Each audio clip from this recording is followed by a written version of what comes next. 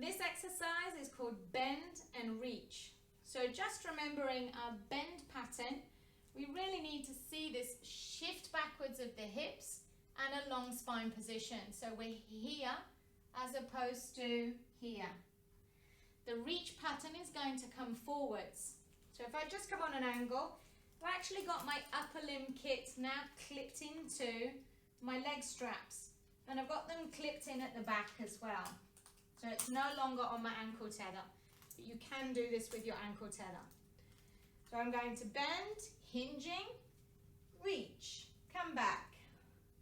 Bend, reach, come back. Then I can do alternate arms. Bend, reach, come back. Bend, reach, come back. I might then change my footprint, narrow. So that's more of a balance challenge. I might come offset. Offset in the other direction. Maybe I actually want to work with my feet turned in. So I'm getting even more internal rotation of the hips, widening at the back of the hips, more of a challenge here.